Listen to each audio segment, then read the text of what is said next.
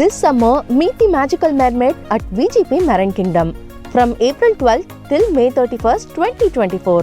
ஸ்ரீராம் எப்படி பார்க்கிறேன்? உத்தரப்பிரதேச களத்தில் இப்போ இருக்கிற சவால்ன்றது வந்து ஓபிசி, இந்த முறை ஓபிசியினுடைய ஒட்டுமொத்த பெரும்பான்மை ஆதரவு கிடைக்குமான்றதும், ஒடுக்கப்பட்ட மக்கள் எந்த ஆப்ஷன் எடுக்க போகிறாங்க அப்படின்றதும், மாயாவதியை நம்புவாங்களா அப்படின்ற கேள்விக்குறி இருக்குது. அதில் பிரதானமாக அவங்க எடுத்திருக்கிற அஸ்திரம்ன்றது இடஒதுக்கீடு, சாதிவாரி கணக்கெடு.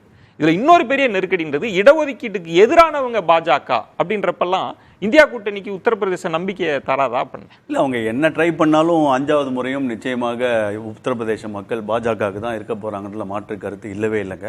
அவங்க அவர்களுடைய உரிமை, நான் 50 வாங்கலாம் 60 வாங்கலாம்னு அவங்க சொல்லிக்கலாம். நிச்சயமாக இந்த 70-75 சீட்டையும் யூபியில் நிச்சயமாக பாஜக வெல்லும். நீங்கள் சிம்பிளாக ஓட் பர்சன்டேஜை பாருங்கள். இன்ஃபேக்ட் பிஎஸ்பி ஓட் பர்சன்டேஜ் தான் 2014லையும் சரி 2019லையும் சரி. 2014ல் பிஎஸ்பி 19.77%ங்க, 2019ல் 19.45%. எஸ்பி பார்த்தீங்கன்னா 22.35 2014ல், 18.11 2019ல். காங்கிரஸ் வந்து 7.53 14ல், 6.36 2019ல். இவங்க ரெண்டு பேரும் சேர்த்தா கூட 24% ஓட்டு இல்ல. இவங்க எப்படி 50 சீட்டு வாங்கிடுவாங்க? 60 கெமிஸ்ட்ரின்றது ஒன்னு இருக்குல்ல, சம்டைம்ஸ் எலெக்ஷன்ல 1-11 ஆகலாம்ல. பிஎஸ்பி இந்த எஸ்பியோட சேர்ந்து வாக்கு வங்கியை இழந்தது தான் அவங்களுடைய மிகப்பெரிய வருத்தம்னு அந்த அம்மாவே சொல்லியிருக்காங்க. இந்த எஸ்பியை நம்பி போனதுனால தான் எனக்கு என்னுடைய அரசியல் எதிர்காலமே இல்லைன்னு நம்பி போறாங்க. அதனால தனித்து நிற்கிறாங்க. ஸோ இதனால வந்து அண்ட் நீங்க சொன்ன மாதிரி யூபியில் வந்து அவங்களுக்கு வேணுங்கிற போது ஆதித்யநாத் அவர்களை திட்டுவாங்க. இதே விகாஸ் துபே என்கவுண்டர் பண்ணால் ஒரு பிராமணரை சாவடிச்சிட்டாரு யோகி ஆதித்யநாத்னு சொல்லுவாங்க. அவர் அப்போ பிராமணர் ஆயிடுவார். உங்களுக்கு வேணுங்கிற போது ஆன்டி பிராமின், உங்களுக்கு சாதகமாக இருந்தால் அப்புறம் பிராமணரை கொலை பண்ணிட்டாங்கன்னு சொல்லுவாங்க. இன்னைக்கு மக்கள் அந்த யூபியில் இன்னைக்கு வளர்ச்சி பாதையில் எப்படி இருக்காங்கன்றத இந்த 9 வருஷத்தில் பார்த்துருக்காங்க. ஐயா சொன்ன மாதிரி இது ஜிடிபியில் இருக்கட்டும், ஜிஎஸ்டி இன்னைக்கு நம்மளோட தமிழ்நாடோட அதிகமாக இன்னைக்கு ஜிஎஸ்டி கலெக்ஷன் 12,209 கோடி, நம்ம 12,210 கோடி. நம்மளோட ஜிஎஸ்டி கலெக்ஷனில் முன்ன போயிட்டாங்க. அவங்க வளர்ச்சியை பார்க்குறாங்க.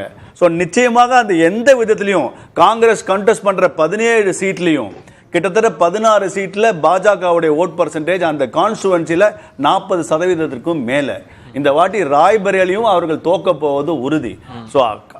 ராகுல் காந்தி 50 சீட் எங்க வாங்குவார்ன்றது பேன் இந்தியாவை சொல்றாரா யூபிஏ மட்டும் சொல்றாரான்னு வெயிட் பண்ணி தான் பார்க்கணும். நீங்க சொல்வது வந்து 2019 2014னா ஒவ்வொரு தேர்தலும் ஒவ்வொரு கள சூழலோடு தானே இருக்கு. நீங்க சொல்ற நம்பர்ஸை நான் மறுக்கல.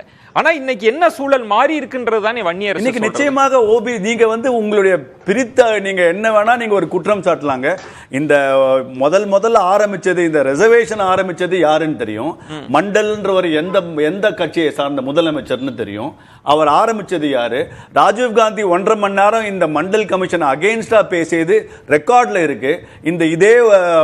இந்த ஓபிசி ரிசர்வேஷனை பத்தி எதிர்த்து பேசிய ராஜீவ் காந்தி வந்து இன்னைக்கு காங்கிரஸ் அவர்கள் தான் ரிசர்வேஷனுக்கு சொந்தம் கொண்டாடினா மக்களுக்கு தெரியும் இல்லையா, யார் உண்மையாக சமூக நீதிக்கு யார் போராடுறாங்க.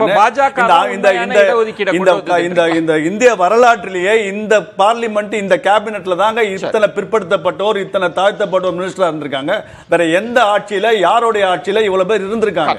அது பிரசிடண்டா இருக்கட்டும், அது பிரைம் மினிஸ்டரா இருக்கட்டும், அது யூனியன் மினிஸ்டர்ஸா இருக்கட்டும், சீஃப் மினிஸ்டர்ஸா இருக்கட்டும், இந்த சோஷியல் இன்ஜினியரிங் பாஜகவை தவிர எந்த கட்சி ஒழுங்கா செஞ்சதுன்னு நீங்க எக்ஸாம்பிள் கொடுங்க. சோ நீங்க வந்து சோஷியல் இன்ஜினியரிங் பிரதிநிதித்துவமா பாக்குறீங்க. நாங்க வந்து இடங்கள் கொடுத்து அதுதாங்க ஃபேர் டிஸ்ட்ரிபியூஷன் ஃபார் எவரிபடி. இவர் சொல்லக்கூடிய அந்த மண்டல் சொன்ன 27% இடஒதுக்கீடு இருக்கு இல்லையா, அதை மன்மோகன் சிங்கோட ஆட்சியில தானே வந்து அமல்படுத்துறாங்க.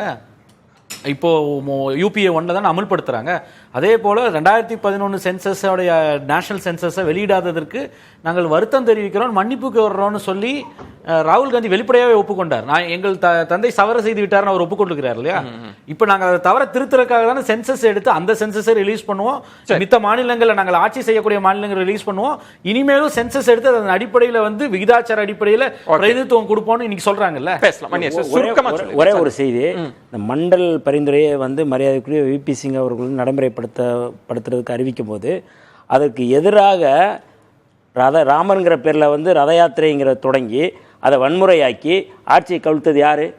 நீங்கள் வந்து அது இன்னைக்கு வந்து முழுமையாக வந்து நீங்கள் ராஜீவ் தேசாய்னு ஒருத்தர் வந்து ஒரு மாணவனை வந்து ஜவஹர்லால் நேரு பல்கலைக்கழக சரி, மாணவரை நம்ம பேச- தீக்குளிக்க வச்சு அதன் மூலமா கலவரம் பண்ணது யாரு? ராஜீவ் காந்தியோட ஒட்டுமொத்தமா நிலைப்பாடை வன்முறை. பேசுங்க. நான் கேட்கறது ராஜீவ் காந்தியோட நிலைப்பாடை இந்த பேசுங்க. ஆட்சியை கலைத்தது யாரு? காங்கிரஸ் எதற்காக நீங்க நிலைப்பாடு ஆதரவு பார்லிமெண்ட்ல fine. மண்டல் கமிஷனுக்கு என்ன சரி, சரி. சொன்னாருன்றதை பேசுங்க. இடஒதுக்கீட்டுல பிரச்சனையில அப்ப பழைய பாஜகவினோட நிலைப்பாட்டையே தான் இன்னைக்கு பேசலாம் பேசலாம். அது நம்ம அரசியல் சாசனம் வரைக்கும் போய் யாரு எதிர்த்தாங்கன்ற அளவுக்கு நமக்கு நேர நெருக்கடி இருக்கு. நம்ம பேசலாம். This summer, meet the magical mermaid at VGP Marine Kingdom from April 12th till May 31st, 2024.